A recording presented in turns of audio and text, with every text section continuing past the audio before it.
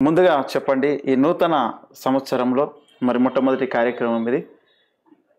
ఈ యొక్క 2024వ సంవత్సరంలో భక్తులు, యవ్వనస్తులు, పిల్లలు ఏ విధంగా దేవుని కొరకు మరి చదువుతూ, ఉద్యోగాలు చేస్తూ, సేవ చేస్తూ ఈ సంవత్సరం అంతా ఏ విధంగా దేవుని కొరకు ఉపయోగపడితే, వాడబడితే బాగుంటుంది? మీరు ఏం చెప్తారు? మీరు అడిగింది చాలా పెద్ద ప్రశ్న. మనందరము కూడా దేవుడు మనకు అనుగ్రహిస్తున్న ప్రతి నూతన సంవత్సరాన్ని ఆశీర్వాదకరంగా మలుచుకోవాలంటే వెనుకున్న వాటిని మరచి ముందున్న వాటి కొరకు మనం వేగిరపడుతూ పరిగెత్తాల్సిన అవసరం ఉంది. వెనుకున్న వాటిని మరచి అంటే దేవుడు చేసిన మేళ్లను మర్చిపోమని కాదు, మేళ్లను ఎప్పటికీ మరవద్దు. యెహోవా చేసిన ఉపకారముల్లో దేనిని మరవద్దన్నాడు దావీదు. వెనుకున్న వాటిని మరచి అంటే మనం పొందిన నష్టాలు, అవమానాలు, నిందలు, బాధాకరమైనటువంటి నిరాశాజనకమైన పరిస్థితులను మనం మర్చిపోవాలి. మర్చిపోయి మనం ముందున్న వాటి కొరకు మనం వేగిరపడాలి.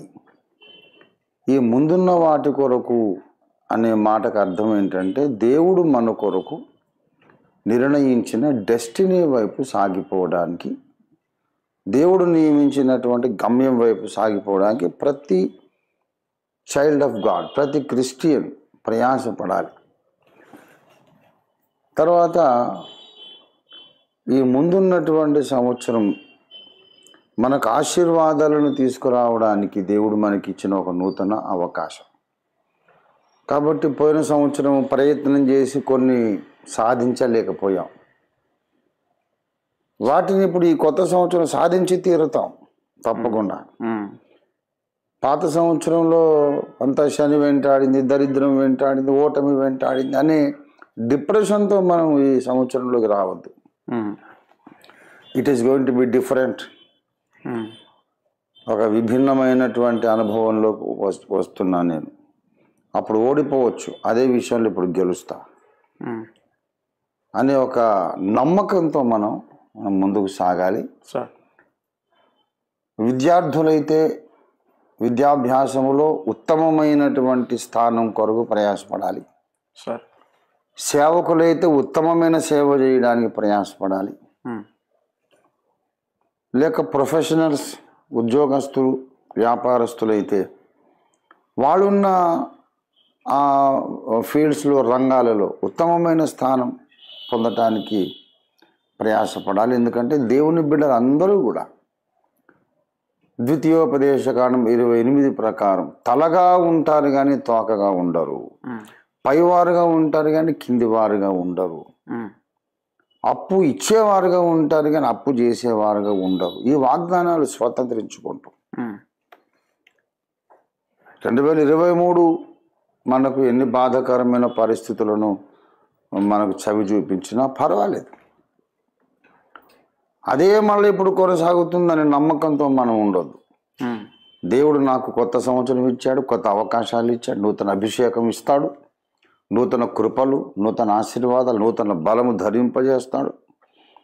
ఈ కొత్త సంవత్సరం మాత్రం నాకు కొత్త సంవత్సరంగానే, కొత్త అనుభవాలతోనే, కొత్త ఆశీర్వాదాలతో, కొత్త ఆనందాలతోనే నిండి ఉండబోతోంది అని నమ్మి ప్రభువును ప్రతిరోజు వేకువనే లేచి, విద్యార్థులైనా, ప్రొఫెషనల్స్, వర్కింగ్ పీపుల్, ఎంప్లాయీస్ అయినా, బిజినెస్ మెన్ అయినా, దైవజనులైనా, ఎవరైనా సరే ఉదయము లేవగానే ఒక అరగంట సేపు బైబిల్ చదివి, అరగంట సేపు ప్రార్థనలో గడిపి, ఈరోజు నువ్వు నాకు సిద్ధపరిచిన మేలు నేను స్వతంత్రించుకోబోతున్నాను, ఈరోజు నేను అధిక పరిశుద్ధతలో, అధిక నీతిలో, అధికంగా యేసు పోలికలో జీవించబోతున్నా అని దేవుని స్తుతించి ఆరాధించి దినాన్ని మొదలుపెట్టాలి.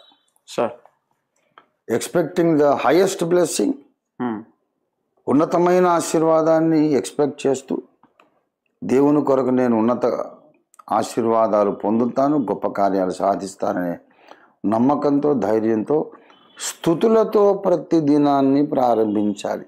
సార్. దేవుని వాక్య ధ్యానం, ప్రార్థన, స్తుతి, ఆరాధన, ఈ 3 అంశములతో ప్రతిరోజు ప్రారంభించాలి. గత సంవత్సరపు బాధాకరమైన విషయాలను ఇంకా జ్ఞాపకానికి తెచ్చుకోవద్దు. ఈ సంవత్సరం ప్రతిరోజు ఒక ఆశీర్వాదం, ఒక విజయం, ఎదురు చూడని ఒక ఉన్నతమైనటువంటి ఆశీర్వాదంతో దేవుడు నన్ను ఆశ్చర్యపరచబోతున్నాడనే విశ్వాసంతో స్తుతిస్తూ ముందుకెళ్ళాలి. ఎప్పుడైతే దుష్టుడు మనలను కృంగదీయాలనుకుంటాడో, తగ్గించాలి, మనల్ని పాడు చేయాలనుకుంటాడో, ఉదయకాల స్తుతి ఆరాధన మనకు దూరము చేస్తాడు. ఈ నిత్య సత్యాన్ని అందరూ జ్ఞాపకం పెట్టుకోవాలి. ఒకరోజు నిర్లక్ష్యం, రెండవ రోజు నిర్లక్ష్యం, వారం రోజులు, 10 రోజులు వేకువనే లేచి మోకరించి ప్రభువును స్తుతించి ఆరాధించి బైబిల్ చదివి దినాన్ని మొదలుపెట్టే అనుభవం 4-5 రోజులు, 10 రోజులు నిర్లక్ష్యం అయిపోయింది అనుకోండి, డెఫినెట్గా బలంగా నిన్ను అటాక్ చేయడానికి దుష్టుడు రంగం సిద్ధం చేస్తున్నాడు. ఓకే, ఒక్కరోజు గ్యాప్ వస్తే మాత్రం వెంటనే రెండవ రోజు రెట్టించినటువంటి బలమైన తీర్మానంతో అలారం పెట్టుకొని ఇంటి వాళ్ళందరికీ చెప్పి, నేను లేకపోతే నన్ను కొట్టి లేపండి, పొద్దున నేను యేసయ్య సన్నిధిలో గడపాలని ఫ్రెండ్స్ అందరికీ చెప్పి అందరూ నాకు ఫోన్ చేసి లేపండి రాని అన్ని ఏర్పాట్లు చేసుకొని ఒక రోజు గ్యాప్ వస్తే ఇంకా చాలు, మళ్ళీ అది రెండవ రోజు గ్యాప్ ఎక్స్టెండ్ కాకూడదు. అంత స్థిర తీర్మానంతో మనం ఉదయకాల దైవ ధ్యానాన్ని మనం మెయింటైన్ చేయగలిగితే ఈ సంవత్సరం అంతా ప్రతిరోజు ఒక కొత్త ఆశీర్వాదాన్ని మనం అనుభవిస్తాం. సంవత్సరం అంతా విజయాల పరంపరగా మనకు ఉండబోతుంది. అదే విషయం. Okay sir. ఓకే.